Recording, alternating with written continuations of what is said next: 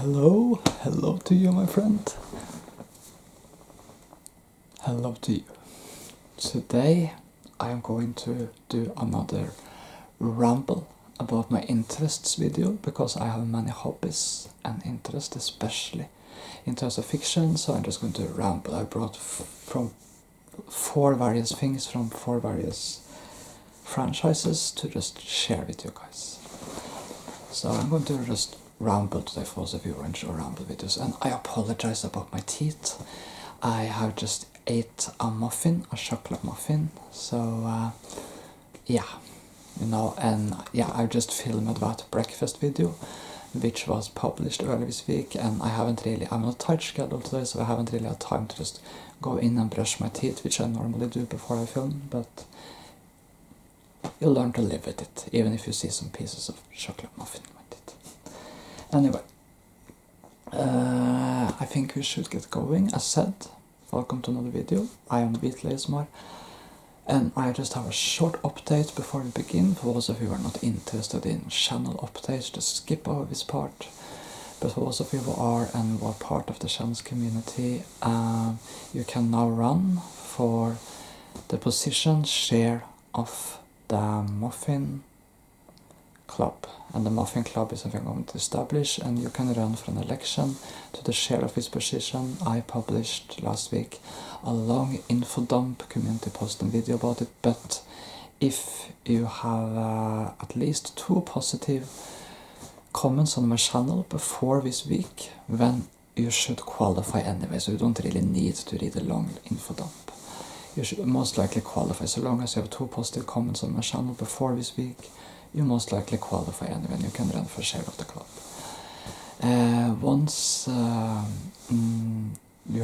If you win and you become chair, then you can choose your own deputy, preferably from one of the other opponents.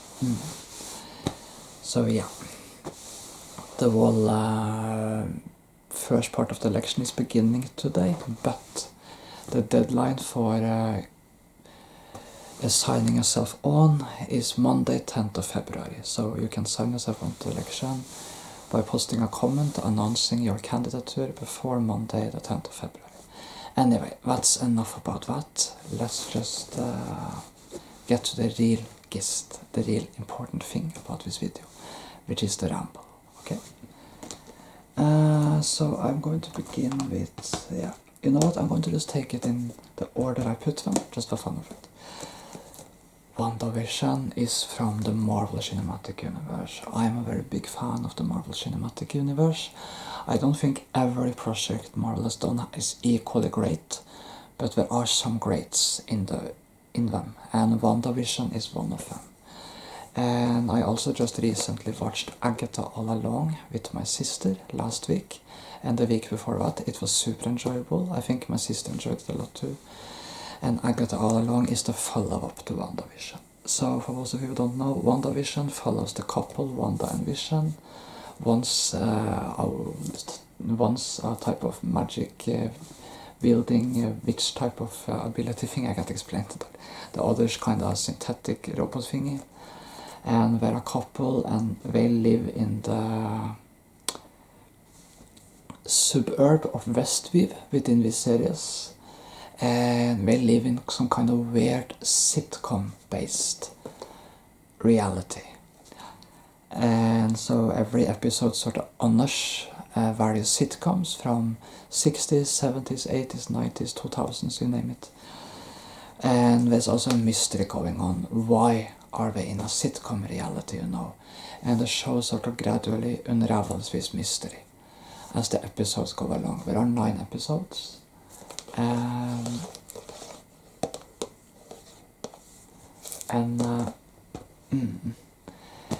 it is kind of a mix between sitcom and mystery. There are some creepy elements too at times, but there's also lots of humor and fun. It does reference other events within the Marvel Cinematic Universe, including some events from Avengers Infinity War and Endgame, but it also stands very well on its own, really. So we don't necessarily truly have to be a Marvel Cinematic Universe fan to like WandaVision. WandaVision also hints a lot at some supernatural witchy elements. And in the follow-up series, which is called for Agatha All Along, which was published last year, and which was also a huge success actually, just like WandaVision, they go more into the whole witchy, creepy and supernatural side of things. And you know, in WandaVision you have a very famous song called Agatha All Along, and in Agatha All Along you have a very famous song called Down the Witch's Road. Down, down, down the road, down the Witch's Road. Sorry, I love that song. Anyway, but in Agatha All Along, which is the follow-up series of 9 episodes, that too, it was a series designed for Halloween. In that series, it goes much deeper into the supernatural witchy side of things, which WandaVision only went slightly into, but Agatha All Along goes truly deep into it. And in Agatha All Along follows the witch Agatha and a teenager as they assemble a witches' coven to embark on the dangerous Witches' Road, which will put the witches through various trials and challenges. There are some horror elements in this series, also because it was published by Halloween. There are some creepy elements, but there's also comedy. The first episode actually starts with the witch Agatha being trapped in sort of crime drama reality, a sort of detective type of reality, and then the later episodes goes more into the witchy sides of things. Anyway, so yeah, it's also an enjoyable series. The third series in the whole WandaVision arc will be Vision Quest and will follow the character of Vision, and or the White Vision. I'm not going to get into the depth of that, but and it will be published in 2026. That will apparently be like the conclusion to the whole WandaVision trilogy. So yeah, but each series is about something different. So yeah. Anyway, so if you enjoy weird genre mashup and mixed with superhero stuff and magic and and stuff like that, well, you may enjoy WandaVision and Agatha All Along. And if you like sort of a little dark fantasy stuff, then definitely watch Agatha All Along.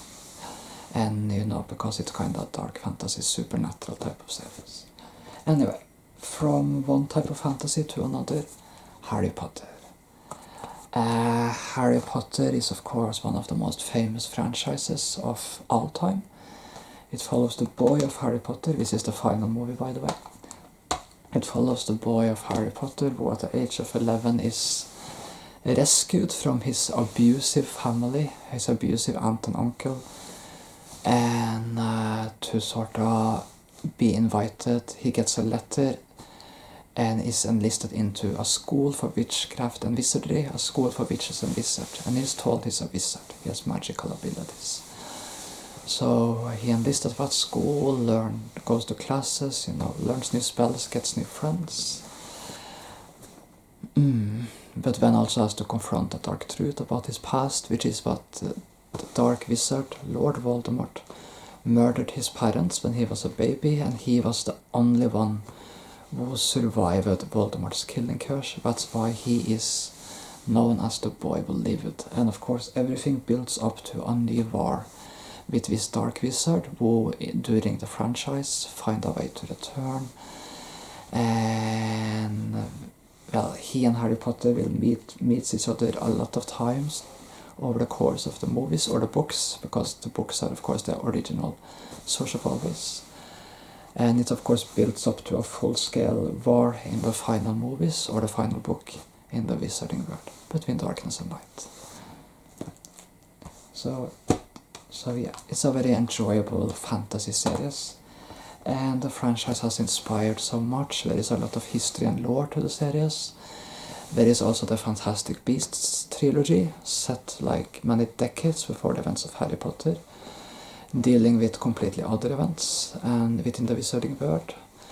And then there is the Hogwarts Legacy, the game set about 100 years before the time of Harry Potter, so it has really expanded and become a full-scale franchise. And now there is of course a reboot series of Harry Potter on the way, and a new Hogwarts Legacy game on the way. So There seems to be lots of new content for Harry Potter fans to enjoy the coming years. Dragon Age. Now, I'm not only into films and books, I'm into gaming as well, which I'm sure some of you know from our rambles. So we are going to talk about a franchise which is in kind of a rough spot right now, which is Dragon Age. This is the third game, Inquisition, and it's one of the most popular Dragon Age games. This and Origins are probably the most popular Dragon Age games. This was actually Game of the Year 10 years ago, and it sold very well. The first game, Dragon Age Origins, is also super popular, by the way. But I'm going to talk a little about the games. The Dragon Age is a dark fantasy series set to the fictional world of Tidus, and every game is set in a different region of Tidus and follows different storylines. I'm not going to go into the details of it. And you follow a different protagonist in each game, and each game is very different in style, art, direction, everything. Especially the latest entry, the fourth entry, which was published last year, the Veilguard. The Veilguard has a complicated reception. It was received very well by critics. It was received well by players who weren't part of the fan community, but it earned a very divisive and mixed response within the fan community, and it did not sell as well as the people who published this game had hoped. It underperformed in terms of sales. And because of that, the future of the Dragon Age franchise is uncertain. Veilguard may be the last game of the series. But of course, my suspicion, despite all the doomsday mongering in gaming media and on various YouTube videos, is that the Dragon Age EP will actually be revived later on anyway. Because I believe that I strongly doubt that the Dragon Age EP will stay dead for good. Whether it will be BioWare who develops the next Dragon Age game, I am uncertain of. I think it depends on whether BioWare can come back with the next Mass Effect or not. But I don't believe Dragon Age is gone for good, but it may be many years, maybe decades before the next game comes along. Maybe I'm an optimist in that regard, but I like to take a long-term look at things, and I suspect that Dragon Age will return and come back in some form or another, eventually. But it may take time. It should be pointed out that when it comes to the new game, the Dragon Age the Veilguard, I have not played it, so I just read opinions about it. It's a very divisive game, so I have read opinions from people who loved the game. They thought it was one of the greatest Dragon Age games. And when I read opinions from people who thought it was an awful Dragon Age game. It was not a Dragon Age game at all. And that's the problem with the Veilguard, the fourth entry. It's a divisive entry, so what kind of opinion you get about that game depends entirely on who you ask. Dragon Age the Veilguard has actually attracted a few new fans. I've seen that online by reading various opinions who enjoy it, but it has also disappointed some long-time fans of the series. Some people who were a little critical of Inquisition's open world approach probably enjoyed Veilguard, which is a more focused, more story companion-based experience with more of a proper city to explore. But a lot of people who liked the original Dragon Age games were more put off by Veilguard. Some were critical of what they thought was a little too political direction of the fourth game. But for most people it was more, the disappointment was more about the art direction and the whole action style direction. Some thought it went a little too far away from the Dragon Age spirit and the spirit of RPG, and thought that the wall graphics were way too colorful and that Dragon Age the Veilguard played it way too safe. People who liked the game, on the other hand, they felt it was nice with a more focused experience. They liked the combat, the story, and they probably liked to have more of a proper city to explore, because while Inquisition had lots of open world stuff to explore, Inquisition did not really have any true cityscapes to explore. But with Veilguard you have the city of Minratos, Docktown and Treviso, and with Minratos we had more of a proper true city, a sizable city to explore again. So So yeah, so I suspect that people were very not everyone, but some people were disappointed in Inquisition, probably enjoyed Veilguard. But I suspect also in turn a lot of people who enjoyed the Inquisition may have been a little more critical of the Veilguard. So yeah, it's a divisive game, okay. Yeah. So yeah, so I've seen reviews and comments from people who love the game, and reviews and comments from people who just downright dislike the game. It has proven to be a either you like it or you don't kind of entry into the Dragon Age series. It is likely that some of the new players who now have come into the Dragon Age series by playing the Veilguard, and will probably have fallen in love with the Veilguard because they have no prior relation to any of the previous Dragon Age games, will become part of the Dragon Age community, and this will probably help how Veilguard is viewed with years and time as these people become a part of the fan community. But right now, you know, there are lots of people who loved the original games who are very disappointed with the Veilguard, and they're of course very vocal online. So yeah.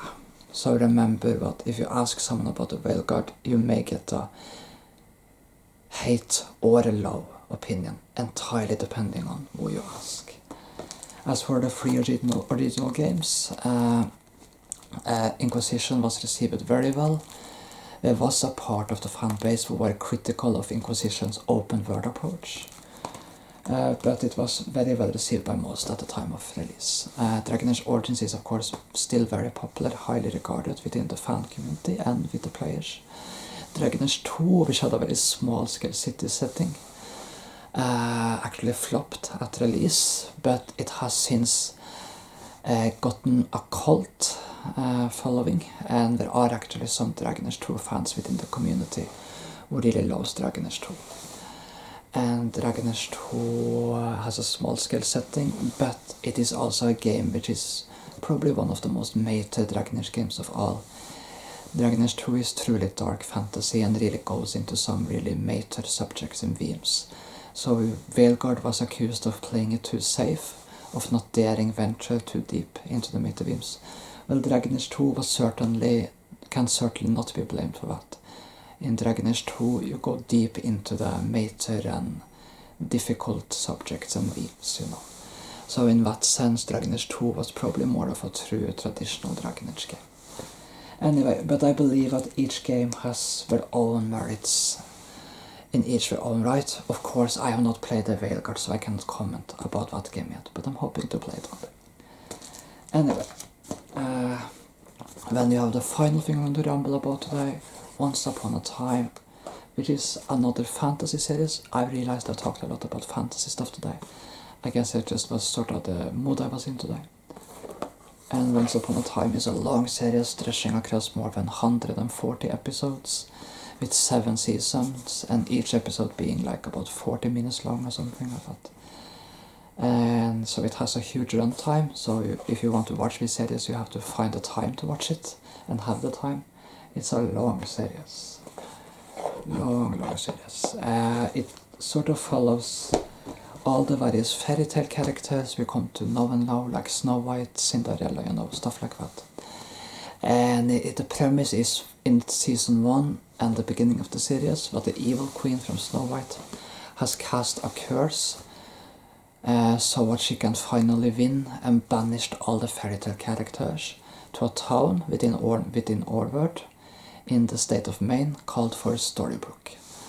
And these characters, these fairy tale characters, they no longer have any memories, but they were fairy tale characters. They believe they're real people in Orward, and they're stuck within the town of Maine, within the town of Storybrooke, which is cursed by the evil queen.